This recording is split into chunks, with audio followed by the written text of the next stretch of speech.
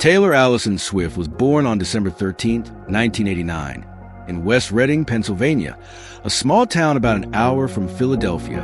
Her parents, Scott Kingsley Swift and Andrea Gardner Swift, chose the name Taylor because they wanted a gender-neutral name that wouldn't hold her back in any career. They were inspired by singer-songwriter James Taylor, whose folk pop music was a household favorite. Taylor's family was close-knit, and her early years were filled with love, support, and a touch of rural charm that shaped her grounded personality. The Swifts lived on an 11-acre Christmas tree farm in Montgomery County, Pennsylvania, which they bought from one of Scott's clients. Scott worked as a stockbroker for Merrill Lynch, a job that required long hours but provided a comfortable life for the family. Andrea, a former marketing executive, became a stay-at-home mom to focus on raising Taylor and her younger brother, Austin, born in 1992. The Christmas tree farm wasn't just a home. It was a playground for young Taylor. She loved running to the rows of pine trees, helping her dad trim branches, and soaking in the quiet beauty of countryside. These moments later inspired her songwriting, with nature and small-town life becoming recurring themes in her music. Taylor's family was musical, though not professionally. Her maternal grandmother, Marjorie Finley, was a professional opera singer who performed in the U.S. and abroad, including in Puerto Rico. Marjorie was a big influence on Taylor, who grew up watching old videos of her grandmother singing on stage. Taylor later said in interviews that Marjorie's confidence and grace inspired her to perform. Tragically, Marjorie passed away when Taylor was 10, but her legacy lived on. Years later, Taylor would name a song Marjorie on her 2020 album Evermore, a heartfelt tribute to her grandmother's impact. At home, Taylor was a lively, imaginative kid. She loved to entertain her family, putting on many performances in the living room. Whether she was singing along to the radio or acting out stories, she had a natural flair for the spotlight. Her parents noticed her creativity early on and encouraged her to explore it. They enrolled her in dance classes, where she learned to move with rhythm, and signed her up for local talent shows. Taylor's energy was infectious, but she was also sensitive, often feeling like she didn't quite fit in with other kids her age. By age 9, Taylor's passion for music was clear. She started taking vocal and acting lessons in New York City, about 2 hours from home. Her parents would drive her to Manhattan for classes, a big commitment for a young family.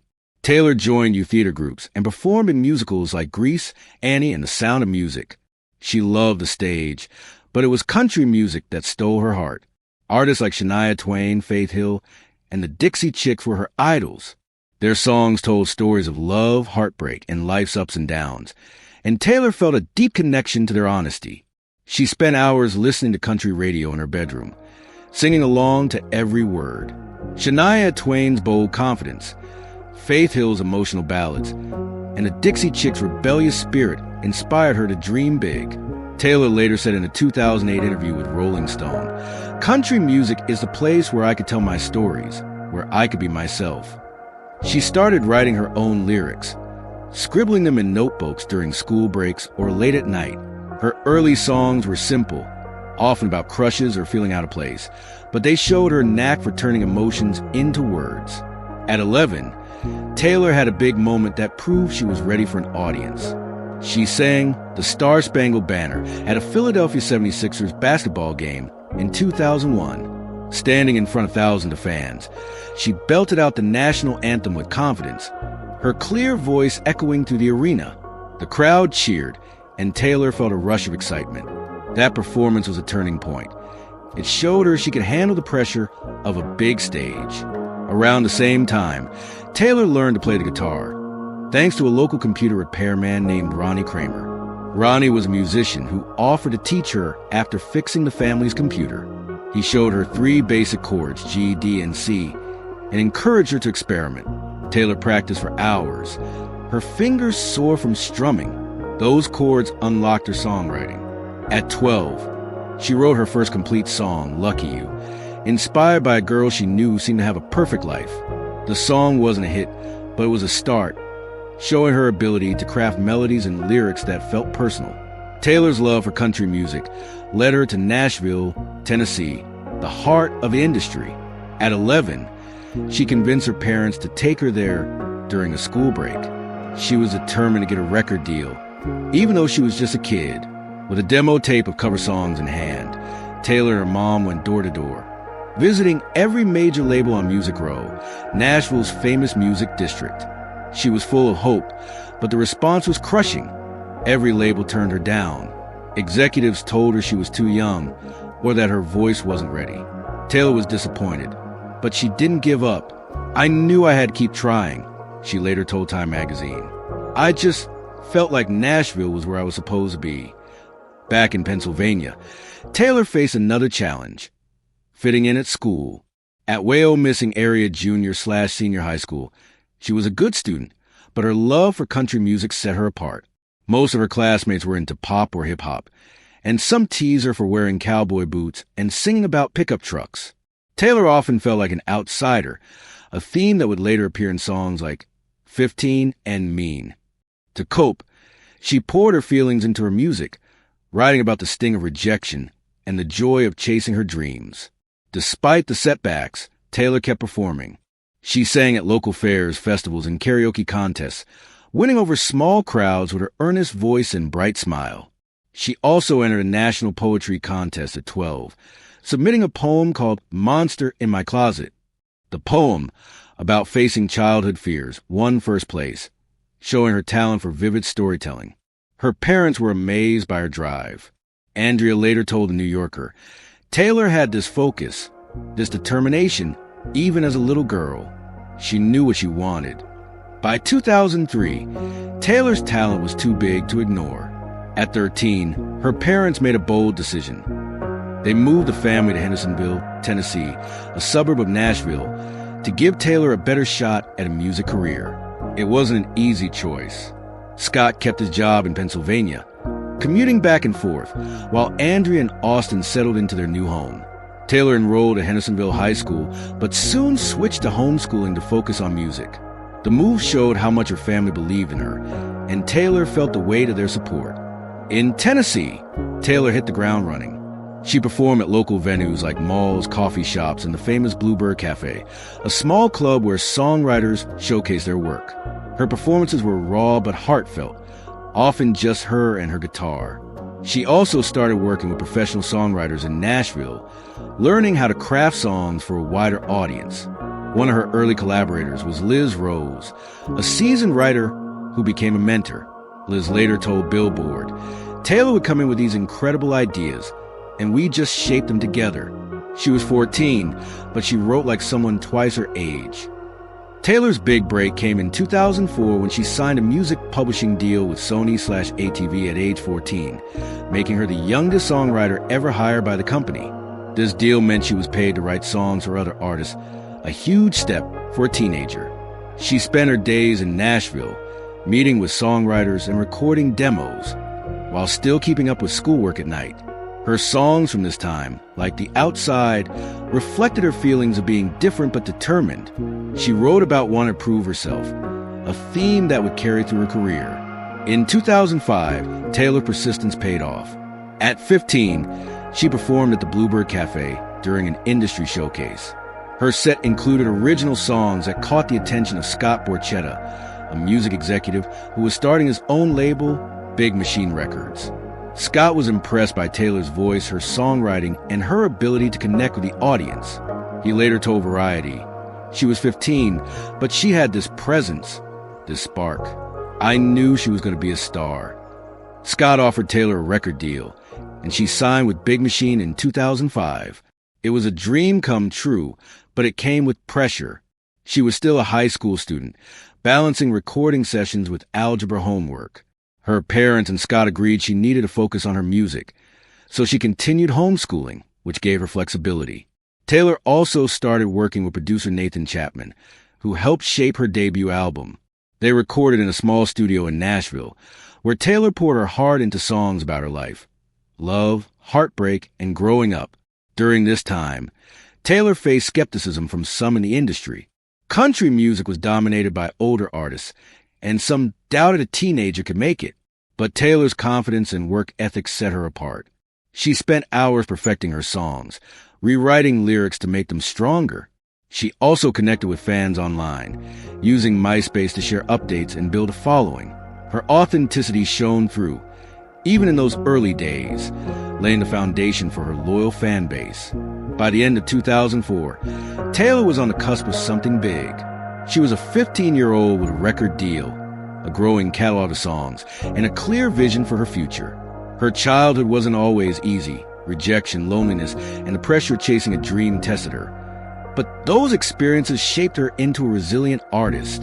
The Christmas Tree Farm, her grandmother's opera performances, and her first guitar chords all left their mark.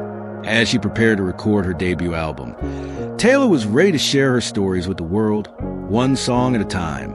In 2005, at just 15 years old, Taylor Swift signed with Big Machine Records, a new label started by Scott Borchetta in Nashville. It was a big moment for Taylor, who had dreamed of this since her first trip to Music Row. She was still in high school, balancing homeschooling with recording sessions. Her parents supported her every step, with her mom, Andrea, driving her to Nashville for meetings, and her dad, Scott, helping manage her career.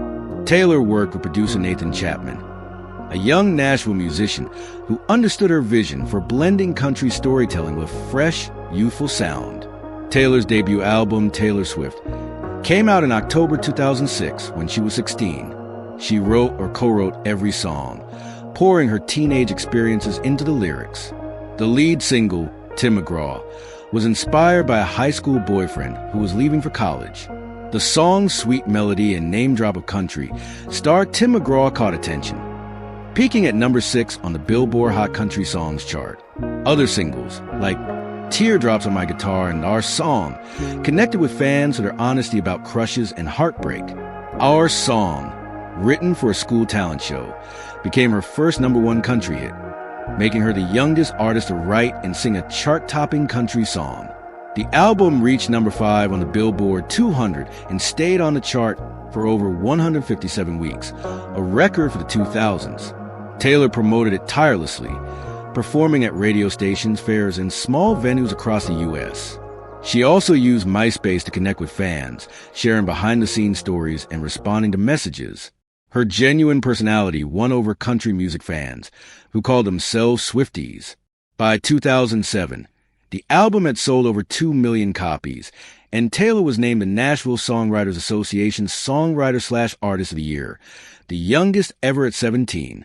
Taylor's hard work paid off with her second album, Fearless, released in November 2008.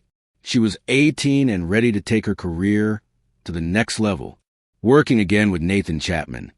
She co-wrote most of the songs, drawing from her life as a teenager navigating love and growing up. Hits like Love Story and You Belong With Me became anthems for young fans. Love Story, inspired by a Romeo and Juliet-style romance, was her first top 5 hit on the Billboard Hot 100, peaking at number 4. Its music video, with Taylor in a princess gown, became iconic. You Belong With Me captured the feeling of being overlooked by a crush, resonating with teens everywhere. Fearless debuted at number 1 on the Billboard 200, selling over 1 million copies in its first week. It was a top-selling album of 2009 in the U.S., with nearly 6 million copies sold by 2010. Taylor's crossover appeal brought country music to pop audiences, and her music videos aired constantly on CMT and MTV. She embarked on her first headlining tour, the Fearless Tour, in 2009, performing in sold-out arenas across North America. The tour grossed over $63 million, with Taylor dazzling fans in sparkly dresses and sharing stories between songs. In 2009, Taylor faced a public challenge at the MTV Video Music Awards. While accepting the Best Female Video Award for You Belong With Me, Kanye West interrupted her speech, saying Beyoncé deserved the award. The moment shocked Taylor and made headlines. At 19, she handled it with grace, but later admitted it hurt. Fans rallied around her, and the incident boosted her popularity. She won more awards that year, including Female Vocalist of the Year at the Country Music Association CMA Awards. In 2010, Taylor's Star Power soared. At the Grammy Awards, Fearless won 4 awards, including Album of the Year, making her the youngest winner ever at 20. She also won Best Country Album and Best Country Song for White Horse. The Grammys were a milestone, proving her talent to skeptics who saw her as just a teen star. She also won Entertainer of the Year at the CMA Awards, a rare honor for someone so young. That October, Taylor released her third album, Speak Now, which she wrote entirely on her own. The album showed her growth, blending country with pop and rock influences.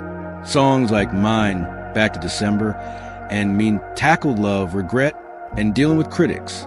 Mean, inspired by a harsh review, became an anthem for anyone facing negativity. The album sold over 1 million copies in its first week, debuting at number 1.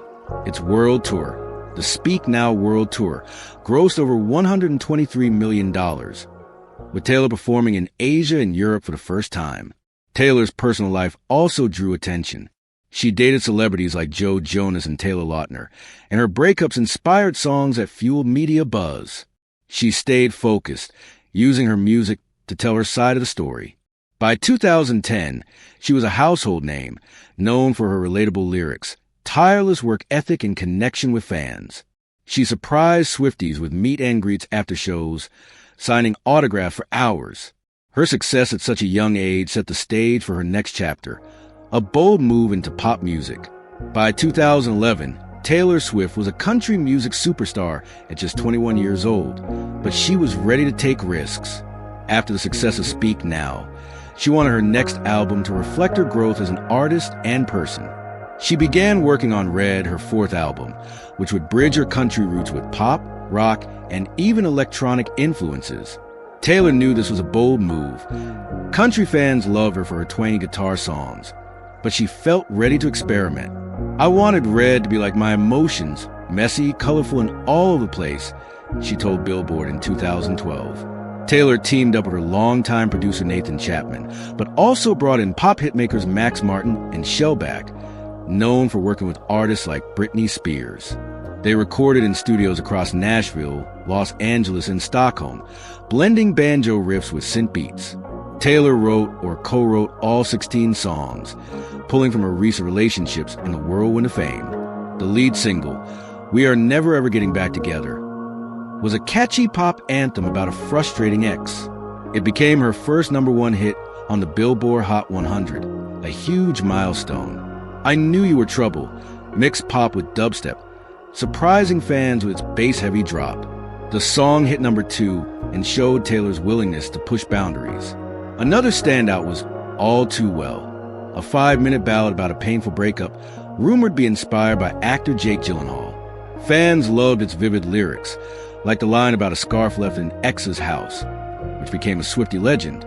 Taylor later said in a 2021 interview on The Tonight Show, "That song was me pouring out every detail I could remember from that heartbreak." Red, released in October 2012, sold 1.21 million copies in its first week, debuting at #1 on the Billboard 200. It was her third album to achieve this, tying her with icons like Madonna. The album sold nearly 4 million copies in the U.S. by 2013 and earned Grammy nominations, though it didn't win. The Red Tour, launched in March 2013, was Taylor's biggest yet. She played 86 shows across North America, Europe, Asia, and Australia, grossing over $150 million. Fans loved her theatrical performances, with costume changes and a giant red microphone as a prop. She brought out special guests like Carly Simon and Luke Bryan, making each show unique. At a concert in Nashville, Taylor invited her friend Ed Sheeran on stage to perform Everything Has Changed, thrilling the crowd. She also connected with fans through social media, posting tour updates on Twitter and Instagram, which was new for artists at the time. Taylor's personal life was a media obsession during this period. Her relationships with Harry Styles, Conor Kennedy, and Jake Gyllenhaal inspired songs and endless tabloid stories. Headlines called her a serial dater, which hurt her feelings. In a 2012 Rolling Stone interview, she said, "It's unfair to reduce my life to who I'm dating. I'm just writing about what I know." She turned the criticism into art, with songs like 22 celebrating friendship and youth. Despite the gossip, She stayed focused, signing deals with brands like CoverGirl, Keds, and Diet Coke, and releasing her third perfume, Wonderstruck Enchanted. In 2014, Taylor made a seismic shift. She left country music behind and went fully pop with her fifth album, 1989, named after her birth year. She moved to New York City in 2013, renting a loft in Tribeca and embracing a new sense of freedom. New York felt like a fresh start, a place where I could be whoever I wanted, she told Vogue in 2014. She worked with producers Max Martin, Shellback, and Jack Antonoff, crafting a sound inspired by 1980 synth-pop artists like Madonna and Depeche Mode. The result was a polished, upbeat album that felt like a love letter to her fans and herself. The lead single, Shake It Off, was a defiant response to her critics. With its infectious beat and message of ignoring haters, it hit #1 on the Billboard Hot 100 and became a global anthem. The music video, showing Taylor dancing awkwardly with professional dancers, was a hit on YouTube, racking up millions of views. Blank Space, the second single, poked fun at her media image as a dramatic girlfriend, with lyrics like, "Got a long list of ex-lovers."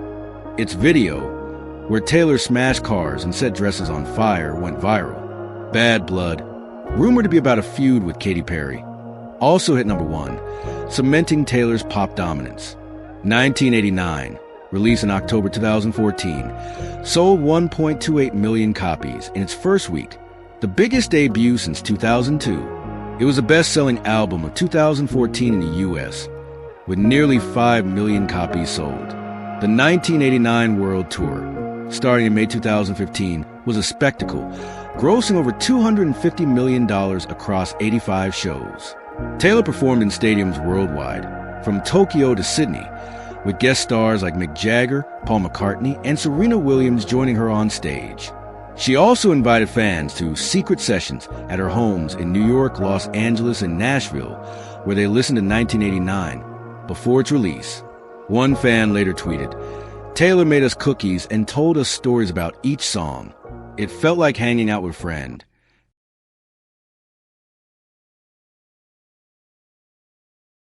In 2015, Taylor became a vocal advocate for artists' rights. She pulled her music from Spotify, arguing that their low payouts undervalue musicians' work. In a Yahoo op-ed, she wrote, "Music is art, and art is important and rare." She also wrote an open letter to Apple Music, criticizing their plan not to pay artists during a free trial period. Apple reversed its policy within hours, and Taylor signed a deal with them. Her advocacy showed her growing influence. She wasn't just a pop star, but a leader in the industry. At the 2015 Grammy Awards, 1989 won Album of the Year and Best Pop Vocal Album, making Taylor the first woman to win Album of the Year twice.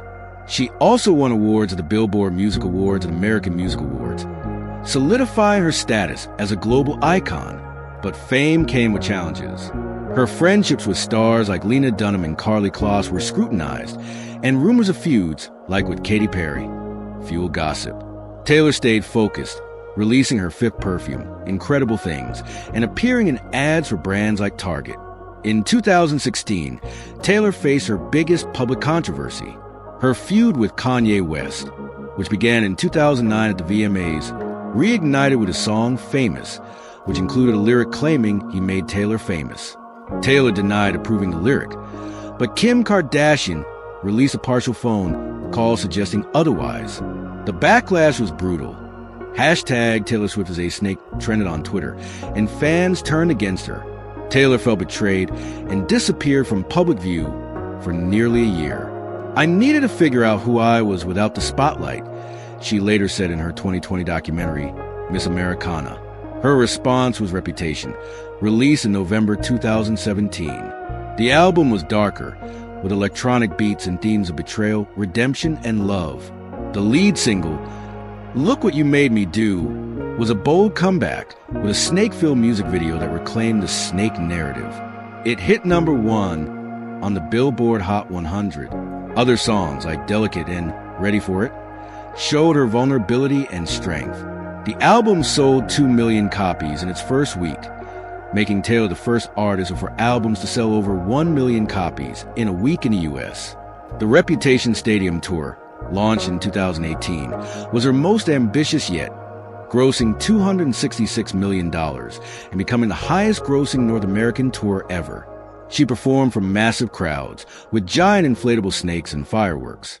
Fans loved her openness as she shared stories about overcoming the 2016 drama.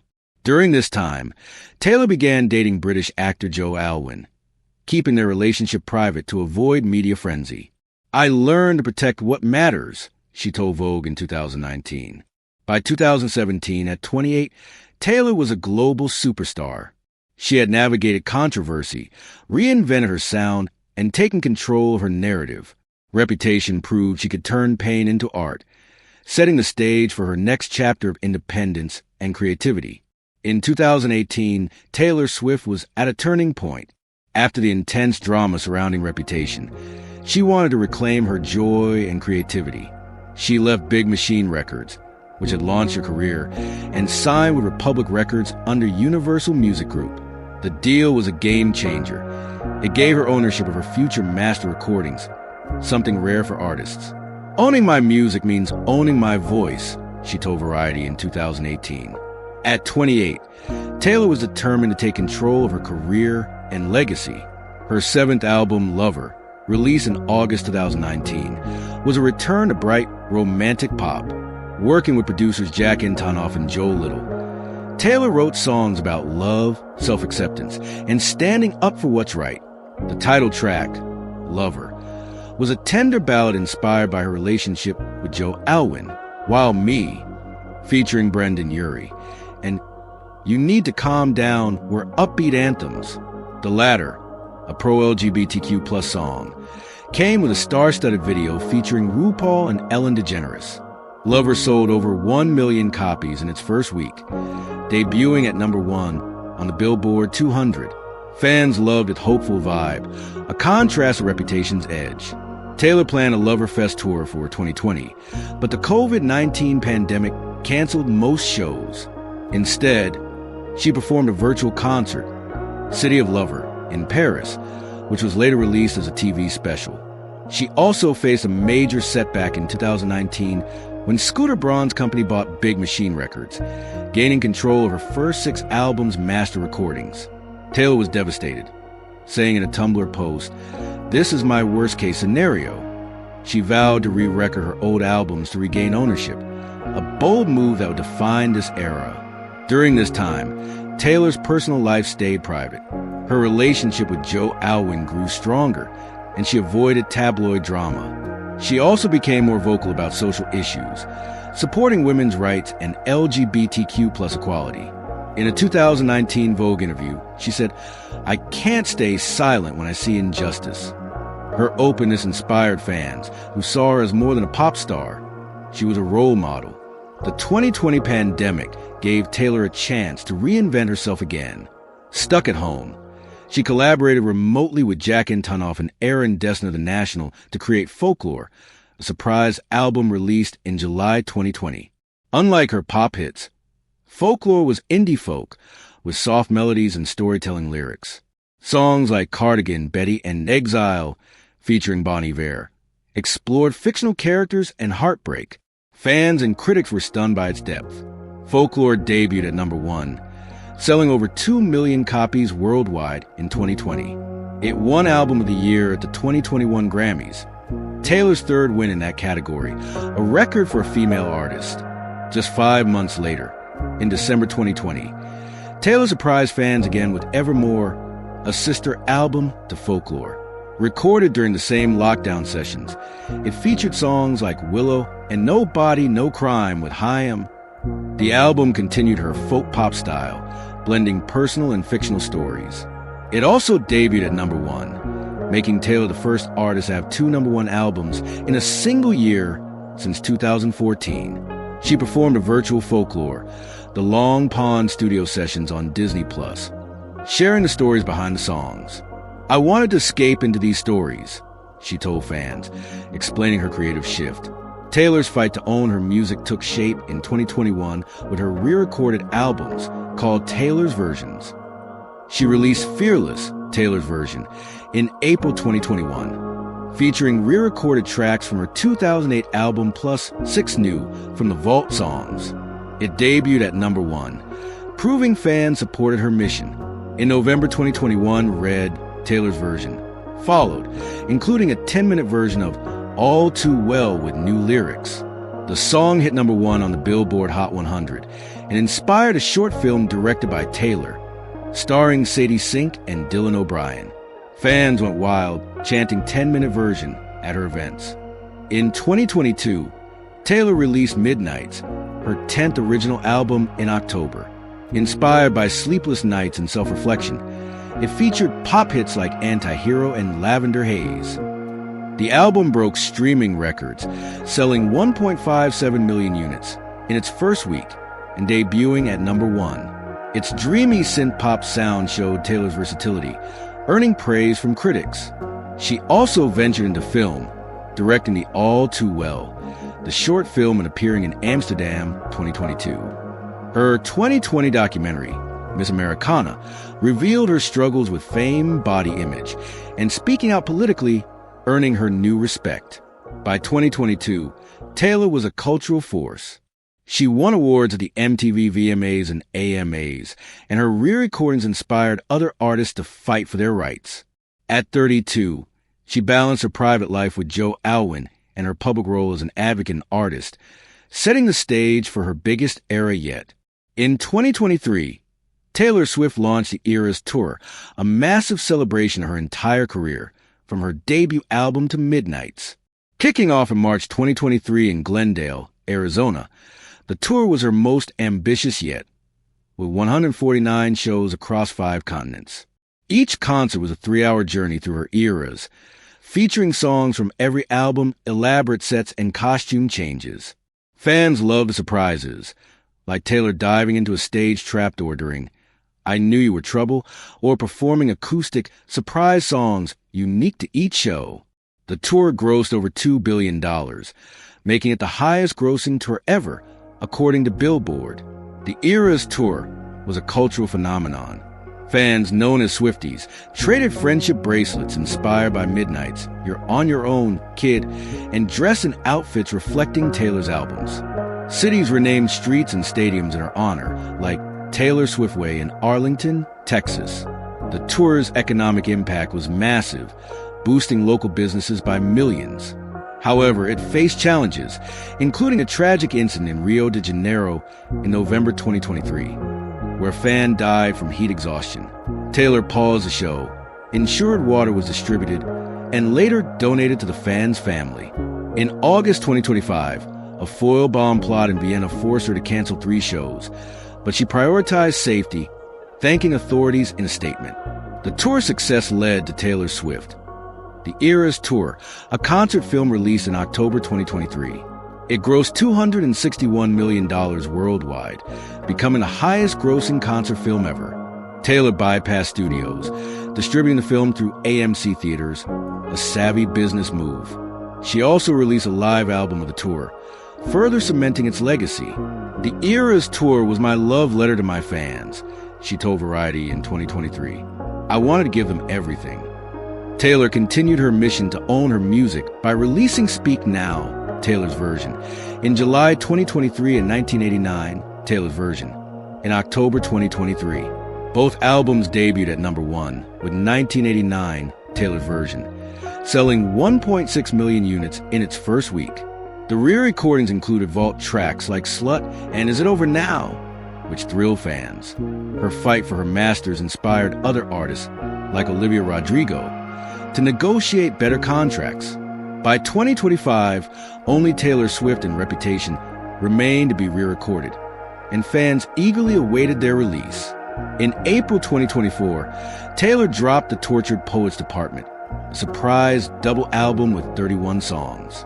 Inspired by heartbreak, likely her 2023 split from Joe Alwyn, it featured introspective tracks like Fortnight with Post Malone and So Long London. The album debuted at number 1, breaking streaming records on Spotify with over 300 million streams in a day. Critics praised its raw honesty, with Rolling Stone calling it her most personal work yet. Taylor performed songs on the album during the Eras tour, adding a new era to the set list. In February 2024, Taylor won her 4th Album of the Year Grammy for Midnights, a record for any artist. She also won Best Pop Vocal Album, bringing her Grammy total to 14. That year, Time named her Person of the Year, citing her cultural and economic impact.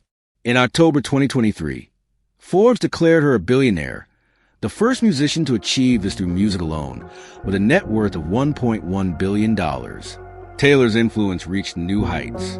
Swifties formed a global community, connecting through fan projects like decoding her lyrics for Easter eggs. Her music inspired TV shows, books, and academic courses analyzing her storytelling. She shaped the music industry by advocating for artists' rights, with her re-recordings setting a precedent. Taylor showed us we can fight for what's ours, singer Kelly Clarkson tweeted in 2019. Her personal life drew attention, especially her relationship with NFL star Travis Kelce, which began in 2023. Their romance, from Taylor attending Kansas City Chiefs games to Travis joining her on tour, charmed fans.